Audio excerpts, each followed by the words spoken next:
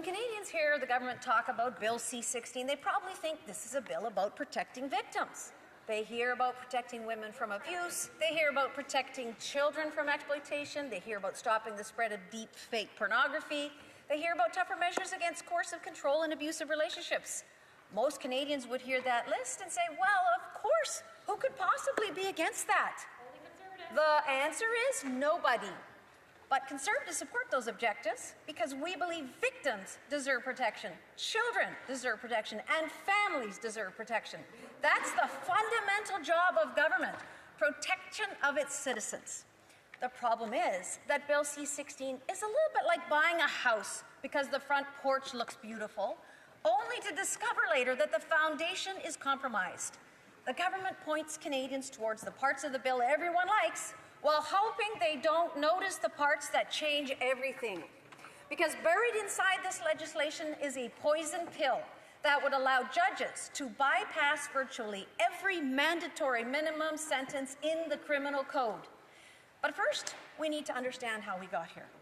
Consecutive Conservative governments had established mandatory minimum sentences for some of the most serious crimes in our criminal code. Right. We did that because Canadians expect serious offences to carry serious consequences.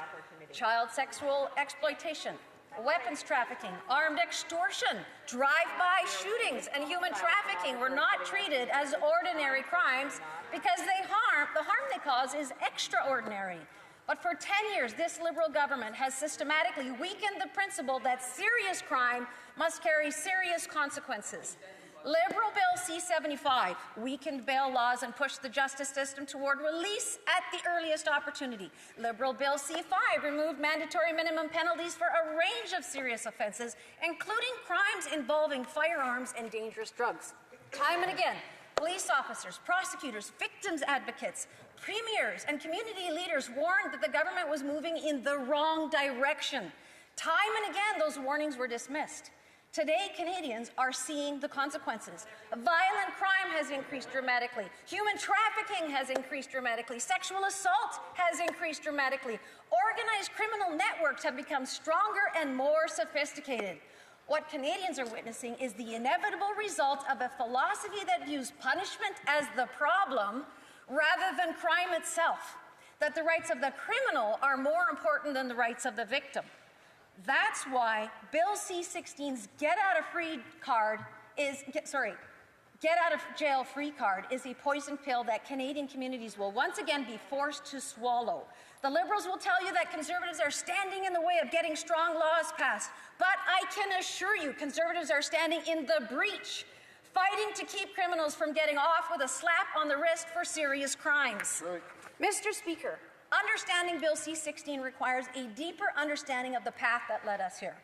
For years, courts have increasingly relied on what are called reasonable hypotheticals when reviewing mandatory minimum sentences. Rather than focusing solely on the criminal who's actually on trial, the court judges have increasingly considered hypothetical scenarios involving people who do not exist and who never committed the actual crimes in question. That trend culminated in the Supreme Court's Seneville decision. The facts of that case were horrific.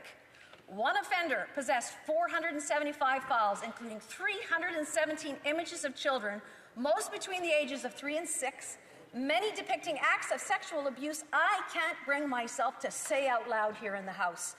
Another offender possessed more than 800 images and videos involving children as young as 5 years old being subjected to sexual exploitation and abuse.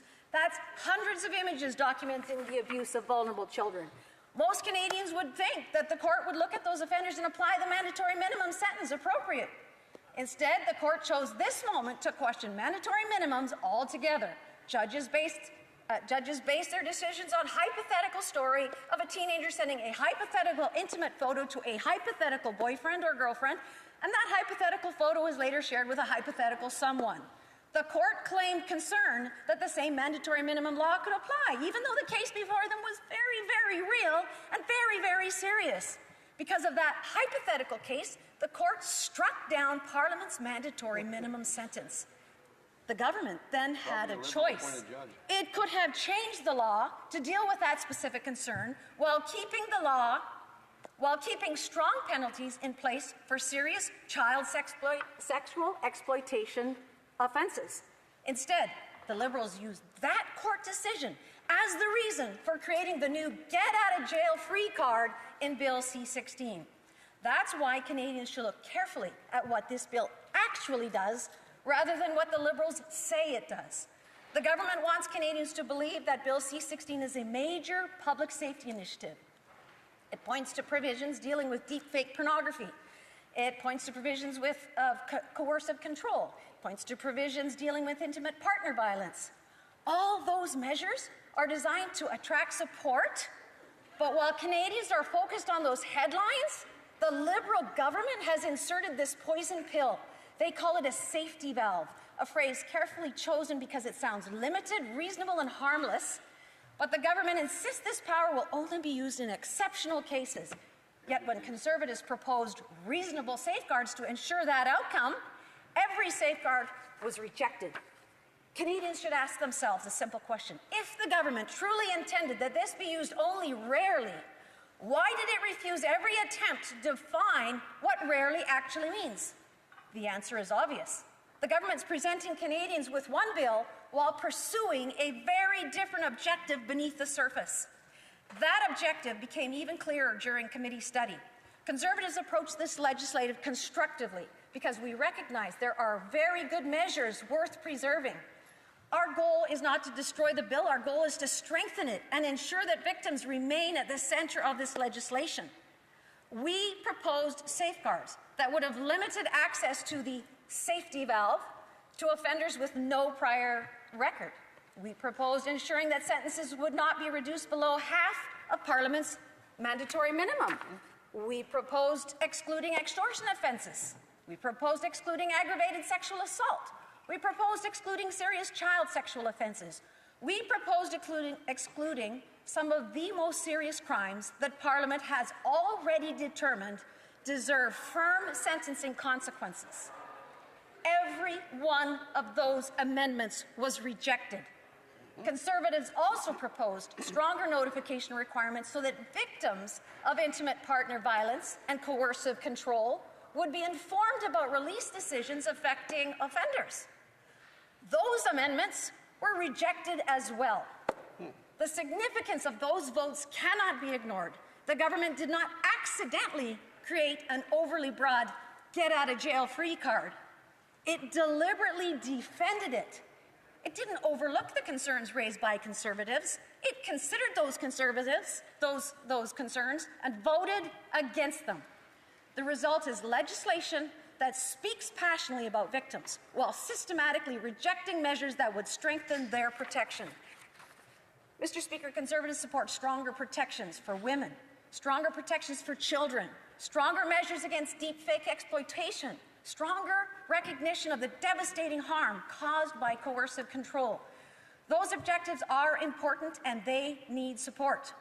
Unfortunately, the poison pill at the heart of Bill C16 undermines all of those goals because it continues that same failed philosophy that has contributed to the crime and chaos Canadians are experiencing today.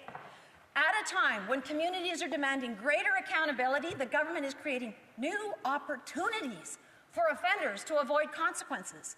At a time when victims are asking to be heard, the government is focusing its attention on a get-out-of-jail-free card for criminals. At a time when public confidence in the justice system is already fragile, the government is asking members of Parliament to weaken one of the few tools designed to ensure serious crime receives serious punishment. Canadians deserve better than legislation that says one thing and does another. They deserve a justice system that places victims first, supports police officers, protects communities, and recognizes that public safety is a fundamental responsibility of government. If the Liberals truly believed in the good parts of this bill, protecting women and children and against deepfake exploitation, why did they insist on attaching a poison pill that creates yet another get-out-of-jail-free card for serious offenders? Thank you.